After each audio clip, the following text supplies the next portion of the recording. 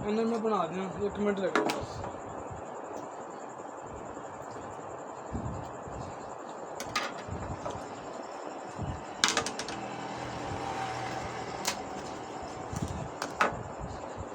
ये थोड़ी डब्बी है, स्वाद ही बना दें तो उनका फर्क पिया होना है। वहमन बड़ी ना वो कहती जी मैं खरे किन्ने तेरे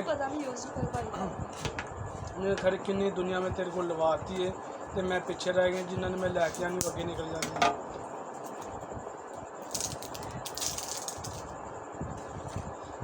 आइसक्रीम का ना शुक्र अलहमदुलिल्लाह बड़ा ही रिस्पॉन्स मिला मैंने, इन्ना का रिस्पॉन्स मिला है। किसी ने टूपा वाली क्रीम ना लाई होवे, टूपा नाल तेन पता वक्ती तौर पर फर्क पै जाता जे, बाद च फिर 4 दिन ना लाओ ना क्रीम तो अगे वाला भी काम खराब हो जाता है।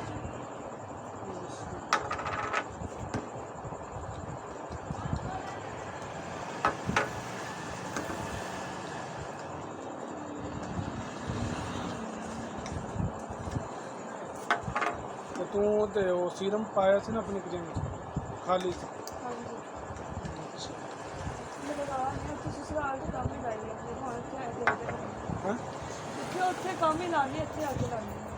ਉੱਥੇ ਕੱਟ ਲਾਂਗੇ ਕਿਉਂ ਟਾਈਮ ਨਹੀਂ ਮਿਲਦਾ ਕੰਮ ਕੁਮ ਤੇ ਲੱਗੀ ਰਹਿੰਦੀ ਕੰਮ 'ਚ ਬਿਜ਼ੀ ਹੁੰਦੇ ਆ 12 ਵਜੇ ਜਾ ਕੇ ਸੌਂਦੇ ਰਾਤ ਦੇ ਕੀ ਇੰਨਾ ਕੰਮ ਮਤਲਬ ਉਹਨਾਂ ਨੂੰ Family ਜ਼ਿਆਦਾ? ਹਾਂ ਫੈਮਿਲੀ ਜ਼ਿਆਦਾ ਤੇ ਤੁਹਾਡੇ ਆਪਣੇ ਰਿਸ਼ਤੇਦਾਰ ਨੇ ਅਗੋ ਪੜਨ ਅੱਬੂ ਦੇ ਦੋਸਤ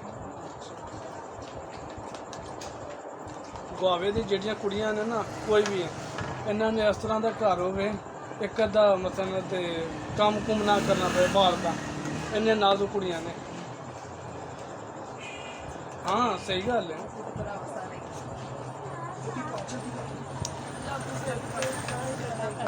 ਚੱਲਦੀ ਘਰ ਤੇ ਰਾਜਾ ਬੰਦਾ ਬਾਹਰ ਉੱਥੇ ਬੱਚੇ ਵੀ ਸਾਹਮਣੇ ਘਰ ਦੇ ਸਾਹਮਣੇ ਉਹ ਕੀ ਹੁਣ ਮਾਸ਼ਾਅੱਲਾ 4 ਮੇਰੇ ਬੱਚੇ ਸਾਰਾ ਦਿਨ ਟਾਈਮ ਨਹੀਂ ਮਿਲਦਾ ਨਿੱਕੇ ਨਿੱਕੇ ਵੀ ਨਾ ਛੋਟਾ ਉਹਦੇ ਵਿੱਚ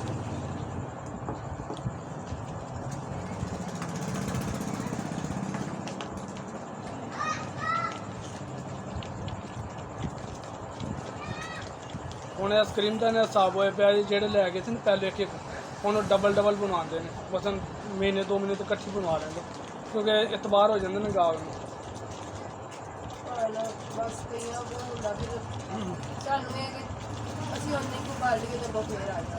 ਗੱਲ ਭਲਾ ਕੀ ਹੈ, ਕਰੀਮ ਤੇ ਲਾਣੀ ਹੈ ਹਾਂਜੀ ਬੇਟਾ, ਨਾ ਕਰੋ ਬਸ ਛੱਡ ਦੇਣ। ਮੇਰਾ ਮੀਆਂ ਕਹਿੰਦਾ ਸੀ ਦਵਾਈ ਲੈ, ਮੈਂ ਦਵਾਈ ਰਹਿ ਲਈ ਕਰੀਮ ਦਾ ਮੈਡੀਸਨ ਦੇ ਨਾਲ ਤਾਂ ਬੜਾ ਫਰਕ ਹੈ ਨਾ ਤੇ ਮੈਡੀਸਨ ਖਾਏ ਨਾ ਤਾਂ ਹੁੰਦਾ ਫਰਕ ਪੈਂਦਾ ਪਰ ਨਹੀਂ ਲੱਗਦਾ